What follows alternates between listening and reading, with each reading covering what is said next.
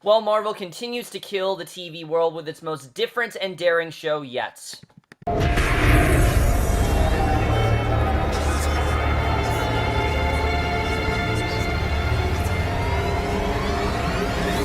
Hey guys, it's Cameron for the series premiere of the new FX show Legion. This is Season 1, Episode 1, Chapter 1, and guys, I was so hyped for this show. As you guys know, this was my most anticipated, not just new show, but show in general, for the winter TV season. I could not wait for the show. Just after all the hype and all the build-up we've heard about it, I was really hoping this would turn out to be as good as it could possibly be, and I really didn't have too many worries. I mean, there was so much that was making me excited, between Noah Hawley being the one to write the show, one of the best, I think, TV writers, TV geniuses out there, really. I mean, he is incredible. Also being a Marvel show and not being canned to the X-Men universe has really just had all the ingredients to be a great show, and thank God that it was. Guys, I loved this pilot. I thought this was such an incredible start that honestly goes against everything you should do in a premiere, really. I mean, I don't know what half of this episode means, I'm not gonna lie,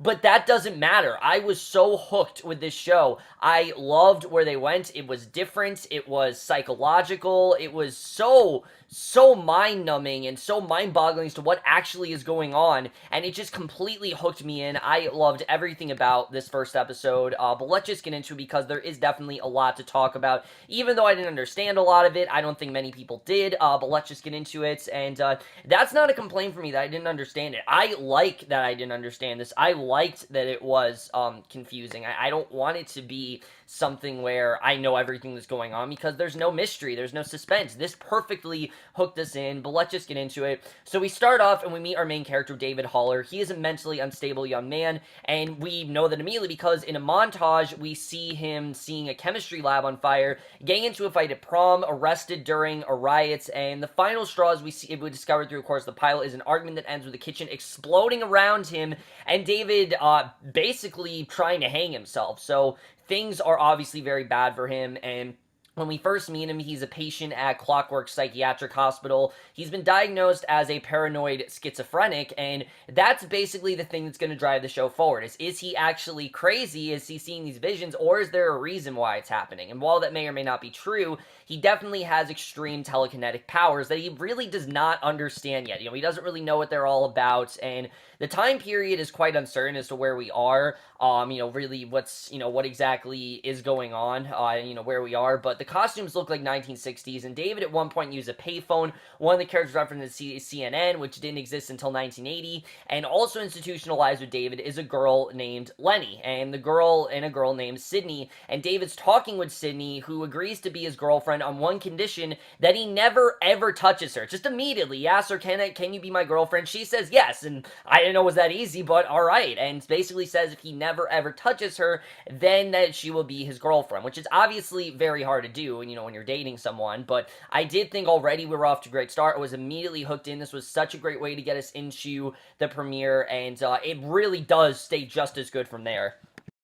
So Sydney suggests that one day during group therapy that David is there because someone said he was quote-unquote not normal, and we don't know what that exactly means, but she asks what if the problems aren't in his head in addition to voices, and David has horrible dreams that frequently include the devil with the yellow eyes, and we don't know what this is. It's this like short fat creature that kind of like a potato shaped. I mean, we don't really know what that's all about, but we then time jump to now where David is speaking with someone who he's told is a police detective, but he obviously isn't. This is not really a police detective. This is someone else who's clearly trying to get information on him. I'm going to assume he's a reporter, just from the way this one, I think he's a reporter, and he's questioning David about an incident that took place in a hospital when David was a patient for 6 years before escaping, and the nameless cop claims that there is no record of a Sydney Barrett at the hospital. Now, we just saw that David was talking to said girl, but, he's saying that she's not actually there. So he wonders if she is all part of his delusion, if she's actually a ghost or not, if she actually is real, and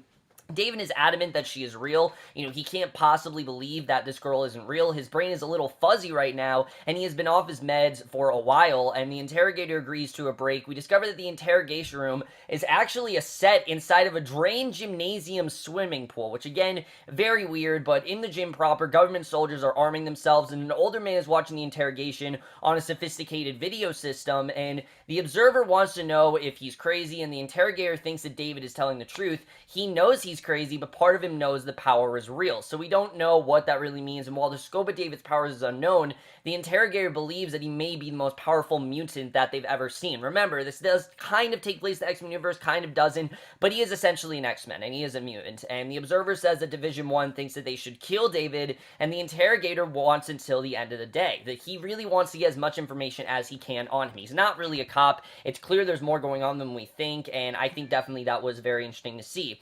So the interrogator returns to David with a machine, wanting to read his brain while they talk, and David is tired of this. He really does not want to talk to me. He wants a lawyer. He's very much not wanting to talk about it because he just doesn't want anyone to know, and the interrogator just wants him to remain calm.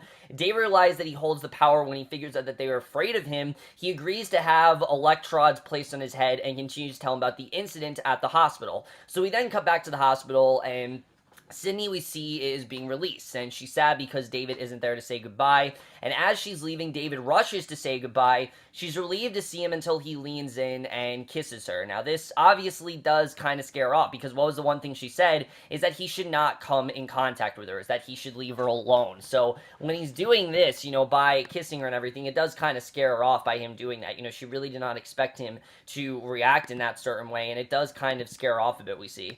So there's a spark, and he then sees a field filled with televisions, and both are knocked backwards. So we don't exactly know what this means, and he's dragged away screaming while Sydney's taking the infirmary, because this was really the first girl that he had a connection with. You get the sense that this is someone that he really bonded with, that he actually really did want to settle down with, and now he's realizing that he can't see her and that he's all by himself. And the entire hospital's then on lockdown while Sydney calmly holds an ice pack to her head. Her doctor rushes to help the staff with David, who at this point is just going insane. I mean, he's screaming, he's, throwing things, he's on the verge of insanity, and left alone, Sydney's shocked by what she sees. It is David in Sydney's body, which means it is Sydney in David's body with David's powers of telekinesis, and she's freaking out, causing David's powers to go haywire. So now we're starting to get the sense of why she didn't really want to touch her, because maybe she might not even be real. I mean, we definitely get that sense that could very possibly be true, that Sydney might not actually be there, which is crazy to think about.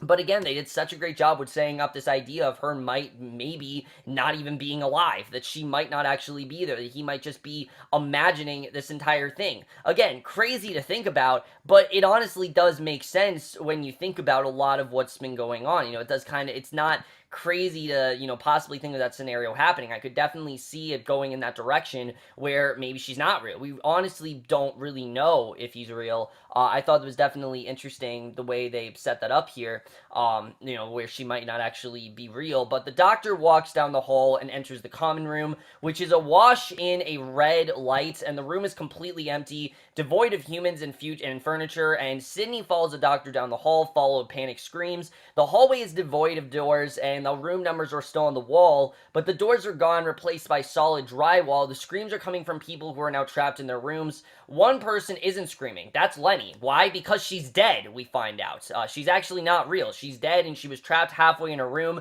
when the walls sealed up, and David is also sealed up in his room, screaming his own name. Now, we know obviously David's not dead, but that definitely does open a few possibilities as to what could actually be going on there, because there is kind of a possibility he could be dead. We know he attempted suicide, so kind of maybe he's not. I honestly don't know. Again, there's a lot of stuff here that's very unclear, and I like that's unclear. I'm not upset that it's unclear. I like that it is unclear because, again, we don't really know what's going on and what's actually this show is really about. It's still very, even to this scene, we still are very unsure as to what's actually going on. They do such a great job with making us confused and setting this up, getting us as into this world as possible. I know they did an incredible job with that throughout this entire episode.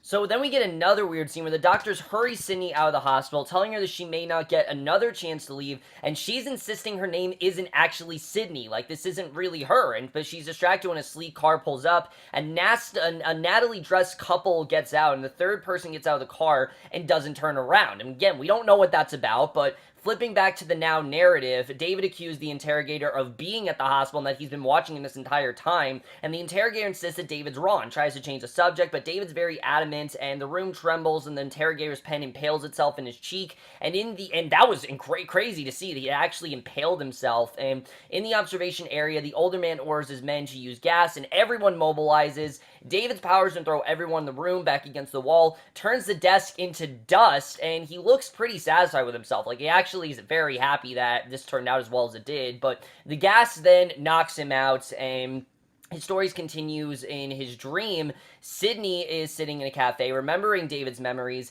Then it is David sitting there physically and mentally. He feels his chest and realizes he's back to himself. And armed with Sydney's suitcase, David goes to his sister Amy's house, and she's stunned to see him. You get the sense these two haven't seen each other in a very, very long time, and she welcomes him, sets him up to stay in the converted basement, and Lenny visits David, promising that she's not mad, that she actually is legit, and she knew that it was a passenger riding in his body, and acknowledges that she didn't have much to expect from life, and she warns him that they are coming, they're going to kill him, and again, we don't know who they are, but obviously it's not a good thing, so this very much upsets David. The lamp is flying across the room, bringing Amy down to check on him. He assures her that he's fine, but even still, she takes all of her husband's gardening tools, and we don't know what that's really about, but to her, you get the sense that she is terrified of her brother. I mean, she definitely knows that, at least to her, she thinks he's insane. She thinks that he has problems, which everyone pretty much thinks that David's insane, except for us. You know, we've seen very clearly that David is not insane. He very much does have sort of an idea of what's going on. It's because of his powers that makes him so different from everyone else, and kind of it makes everyone avoid him. Like, no one really wants to get close to David because of his powers, and that's something, again, they did an incredibly well, good job setting up here. So then we get by far the strangest scene in this episode, where David sleeps. He dreams he and Sydney are doing a Bollywood dance number in the hospital. I have no idea what any of this meant. I don't know why he's thinking of them doing a Bollywood dance number, but again, we don't really know what that's about. I thought that was definitely interesting to see, but it was cool to see this scene of Amy and him going back to his sister's house, but we quickly realize that this isn't actually real. Like, he's just kind of dreaming that this is happening, or at least we don't know what's actually going on, because he wakes up, basically, but again, they did a really great job of, again, really getting us into this world, really getting us just as confused of what's going on with David, and I really do love the way they did that here. So David then wakes up in the current narrative with the interrogator, but he has been moved. He now sits in a tall metal chair in the middle of a swimming pool, and it's now filled with water, and the interrogator stands nearby holding onto a switch, and he tells him to not pretend. If he tries anything, he's going to get a million volts, not even 1,000, a million. So David laughs him, insisting that this is all his delusion, that he's not actually there. David doesn't think that he's actually being interrogated, and the interrogator says that they came to the hospital and took Sydney thinking that she was David, and he says that they want her too, threatens to electrocute David if he doesn't tell him where Sydney is, and David says he doesn't know. He went looking for her, but she was gone, and we see that's actually true. In another flashback, David calls the hospital from a payphone. He finds that they have no record of Sydney anywhere, so again, he doesn't know if she was actually there. So the two people who arrived at the hospital came towards him. He takes off, they follow him. Sydney appears and says she's not really there. This is his memory. They can't track them here, and she explains that he is in government facility, and the men speaking to him are not cops, basically. They're not actually cops, and we've seen that very clearly. They're definitely not cops that are talking to him, but she instructs him to slide out of his chair into the water and stay there until he sees her. So, again, we don't know what that's all about, but now he's kind of getting the sense that she's not actually there, and that, again, he's kind of just going crazy. So David then is back in the now. The interrogator starts drilling him on who the third person was at the hospital that day, and David realized that it wasn't the interrogator, but a woman, we find out. The interrogator was not actually the one there. Everyone's starting to get antsy as the interrogator asks once again where the girl is, and he says that he's about to find out, slips from his chair into the water. The guards start firing. There's this huge explosion, and we get this incredibly epic end where David remains submerged. Even as charred corpses float by, he surfaces, and even though it seems that, you know, he even though this explosion happened, David is completely fine. He doesn't have a scratch or anything on him. He surfaces and finds Sydney, flanked by the two people from the hospital. She helps him out of the water, reminds him not to touch her skin because she's wearing gloves, then introduces him to her companions, Carrie and Potomi. I'm guessing these are going to be characters we learn more about later, but the quartet run outside through a hole in the wall where they discover a war zone. They dodge missiles and guns, and a mission leader, complete with powers, leads them down a hill to the rendezvous spot. David then stops Sydney, begs to know, is this real? She assures him that it is real, and she is real, and she loves him. And she introduces David to Melanie Bird, who's actually the third person to get out of the car at the hospital, we find out, and she extends a hand to greet him. David looks at it warily, and behind him he sees a potato man with yellow eyes. He shakes the vision from his head, takes Melanie's hand, realizing that this is his destiny, this is something he needs to do, and that essentially jump starts the plot of the show, and that is the way this episode ends. Really incredible stuff overall. Let's just get in this episode and what I really do love about the show so far. So overall, guys, for this show being so mysterious, I really did love this pilot, but let's just get into how great things are and how great the show really is, starting off with the cast. And that was the thing that really did hook me in the show. The cast really is so great here. I don't think there's a single bad person in this cast. Now, mind you, we didn't see every single character. Like, we still didn't see every single character in the show, but I really did love what I saw of most of these characters. Let's first talk about our main lead here. Dan Stevens as David Haller is absolute perfection as this character. I mean, I've seen Dan Stevens before, and he's really great, but I really did love him in this role because, you know, to someone who's not in the UK, he's virtually unknown to Americans. I mean, he's doing a lot of stuff this year, definitely, like Beauty and the Beast, and, you know, he just did Fantastic Beasts as well, but now he has Legion, and I think this is definitely going to be his big role. Like, this is the role that's going to get him, to do, you know, what he's really wanting to do. You know, he's really going to become, I think, a big name out there, you know, in the Hollywood world. I think that definitely is going to happen, and he was absolutely incredible in the show because he really does transform himself into this character, and they do everything you can to really get you to understand David. This is clearly a man who's not crazy. Everyone seems to think that he's crazy, but he really is not crazy. It's just that his mind really affects him in many crazy ways. I mean, there's so many visions and things that he has on this show. It's a very psychedelic show in that way, and I think they did an incredible job with getting you into his psyche and really trying to make you think, you know, what's real, what's not. There's a lot more going on with David than we think. I mean, clearly he does have these telekinesis powers and this telepathy, but I think in David's mind, he doesn't really know if it's real. Like, you get the sense that he doesn't know what's actually real. You know, is Sydney real?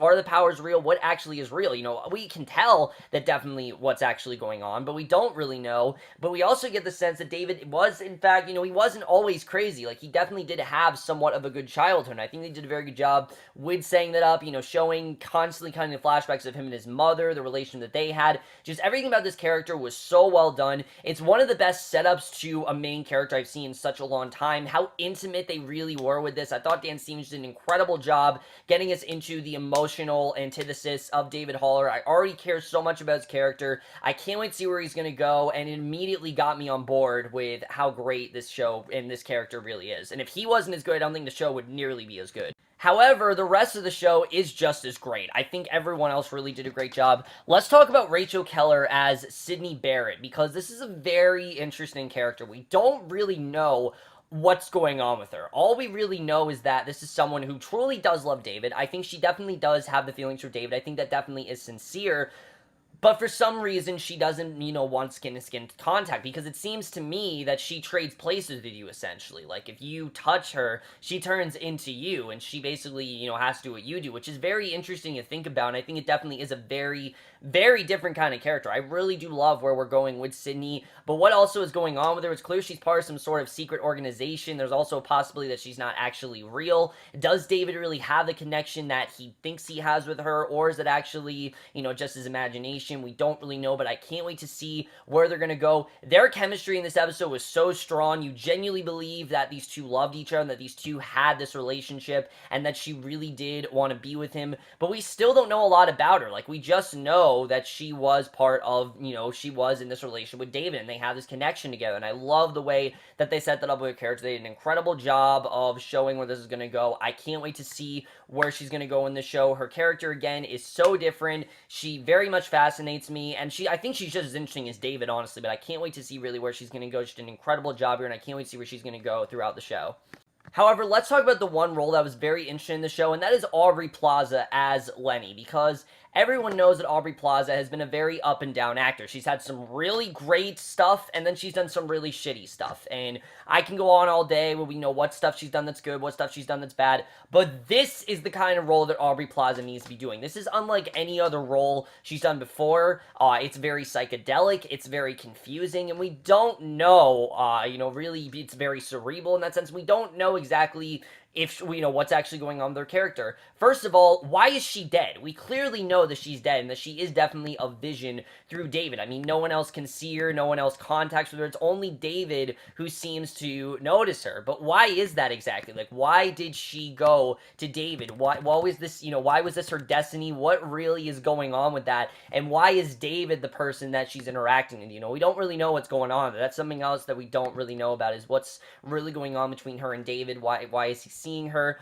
Also, what was her character like? I mean, we definitely get the sense as a character that she's very optimistic, and she doesn't really seem to care much about consequences. Like, nothing really phases her in that sense when it comes to consequences. But what exactly did happen to her? Why is she here? How'd she die? All that kind of stuff just really interests me. She's she's not cynical, though. That's something I actually did like about her character, that she's not a cynical character. Most of Aubrey Plaza's roles are very cynical. She's very mean-spirited. This is the complete opposite. She's completely optimistic. She's full of so much confidence, to the point where it really seems like nothing really phases her, and I think it's so interesting where they're going with her character. I can't wait to see where her character ends up going. She by far is the most blank slate out of everyone, but I can't wait to see where they're going to go with her, and again, I am incredibly fascinated by what's really going on there, because again, we don't really know. And then the rest of the characters in the show, I can't really talk about. I mean, Katie Aselton, what we saw, she was good as Amy Haller. I liked her character overall. I thought Jean Smart, it was actually a very wise decision to not have Jean Smart in this episode. Like, she was only at the very end, and I think it was definitely kind of interesting that they did that. They did something similar to that with Fargo Season 2, and it's very brave the way that Noah Hawley does it. When you have someone like Jean Smart, who's such a talented actress, who's known for so many great performances, but you don't put her until the end, it's very wise the way he did that, and I really did love that. But the cast really here is fantastic. I can't wait to see where this cast is going to go. It's by far the most impressive cast I have seen of any show so far this year, and I absolutely love that. But now we need to get to the stuff that really does make the show as great as it is, and that is the genius that is Noah Hawley, because holy shit. I mean, this is Noah Hawley's vision in every way possible. And he said it straight out. This is not like any Marvel show you've seen. And most times it'd be like, oh, that sounds very pretentious, or that just sounds like, he's just trying to make it sound better than it is. But no, he truly is right. This is unlike anything I've ever seen before. I mean, his directing here is so different, and it's so weird, and it's really incredibly well done. It's very much like a David Lynch film, but you definitely did get some fragments of Terrence Malick in there, even a little bit, I'd say, of Fincher. There was even some Fincher in there. He really did an incredible job with the directing here. It was funny at points, it was very insightful, and the story in general was so compelling. I was so on board with the story, and there are so many things that I can't wait to figure out where we're really going with. Now let's get to the writing, because wow, I mean, the writing in the show is exquisite, honestly. I absolutely love the writing on the show. They did an incredible job with setting everything up, and I really did love the writing here. The writing here is nothing short of Transcendence, and that's mainly because of how great they made the story. I mean, this is a intimate story in every way possible. The way we got into David's head kind of made us think we were just as crazy as him. Like, there are parts in the show that are insane, but they did an incredible job with, making it very nuanced at the same time. Like, obviously, yes, it is a crazy show, and there are a lot of crazy visions that David has, but at the same time, case in point, it needs to be crazy. It can't be this normal show where, it works like other Marvel shows. No, it needs to be a very cerebral type show, and I thought the writing was so interesting there, mainly because, again, we don't know what's actually real. Did David actually have this connection with Sydney? Did he actually go to Amy's house? Is Lenny really dead? All these things we don't know about. We don't really know what's really going on here, and I don't care, honestly. I don't care if that we don't know. I don't need to know in this first episode. I love that the show told us nothing. I love that the show just showed us a bunch of different things because it is the first episode and it's the perfect way to hook us in. It was just such a different kind of premiere, and I love the way this episode did that. I just thought it was such a great way to get us into this world, and I don't think the other episodes are going to be nearly as weird. I will definitely say that. I don't think it's going to be as weird as it is, but that's something else I'm very interested in. He definitely is, our main character, David Haller, is kind of an unreliable narrator. Like, he doesn't really have the biggest gripe on the world. Like, he really doesn't have, the biggest grip on the world. Like, he doesn't know what's real and what's not. So that confuses us, but it's cool the way they do that. It very much reminds me of Mr. Robot, where we will constantly see things and we don't know if they're real or not, and he did a very good job with that. But it's not like Mr. Robot at all because, Elliot Alderson does not have powers. This guy isn't a computer hacker who has, an antisocial disorder. He has possibly schizophrenia, and I think that definitely is something that's very interesting. We don't even know what time period this takes place in. This very well could take place in the 1960s. This might not take place in modern day. Maybe half of it takes place in modern day, but another half could take place in the 1960s. You really don't know. There are just so many theories and so many things. This, to me, really seems like the next big show that's going to be a lot of theories. Now, I could see this being like Westworld, where, there's so many theories that start coming out, and I really hope that doesn't happen because I don't like it when people ruin shows because of theories, but I could very well see that happening with Legion. It just seems like that's something that's inevitably going to happen, but we'll have to see. Let's get to the cinematography in this show because holy shit, this is one of the most gorgeous, like I said, cerebral shows that I have seen in such a long time. The cinematography here is in every way a character of this show. There is no other way to categorize it. It is a character because it's part of David's mind. The sets are incredible. You can tell why it took them so long to make the show. They really did take their time with making these sets as detailed as possible. Just pause on just that one room that has like no doors. It's just so fascinating to look at and getting us into this world. It's clearly not, normal Earth. Like, there definitely is more going on here than we think, and I definitely really did love the way they did that. But what I also love is the way it doesn't necessarily connect itself to the X-Men series. It's connected, but it is not in canon with that. Like, what happened in the X-Men film series does not necessarily mean that is this version that we're going to get here. This could be one of the versions that, Logan erased. There are just so many possibilities for where they could go with that, and that's something else I'm very interested in. It's not a show that's focused on cameos and focused on trying to get this person or this person. No, it's not that kind of show. It's not trying to do that. It's not trying to, promote the X-Men. It's trying to be its own thing, and I love the way the show fully stayed committed that to being its own thing. I thought that was really well done.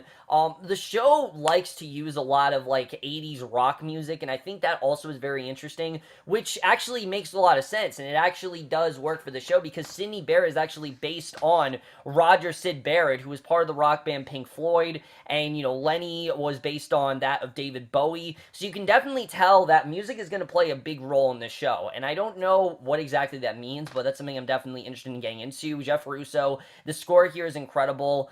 There are just so many daring things this first episode did. This is one of the most daring premieres I've seen because a lot of people might have been turned off because of how different and, mind-bending it really is. It's a show that constantly just questions you with this idea of reality and questions you with this idea of insane. You know, is someone really that insane? Is he really crazy? Or is he just someone who's starting to learn more about his powers? Is he on the brink of something that he fully doesn't understand? You know, what's really going on with Sydney? There are just so many unanswered questions, and I can't wait to see where they're all going to go. That's something that it just really did impress me with the show. Hell, even putting the intro at the end of the episode, that's daring. I mean, I expected an intro to be right when the commercial happened, but no, it didn't happen until the end of the episode, and it honestly makes perfect sense because that is the real start to the show. Him agreeing to you know, to work with Bird, you know, even though he doesn't know if it actually is a good idea and if he actually should be working with her, even if it's actually real, he still wants some sort of grip on reality. He wants some sort of explanation, and I can't wait to see where we're gonna go with that. My only real complaint with this episode is not even really a complaint, is that besides David, we don't know a ton about these other characters. But this is only episode 1, and there's still so many places they can go with the story that I'm not really too upset that they did that. I think this premiere was so strong that I really can't find many problems, I have to say. I can really see this being one of FX's biggest hits.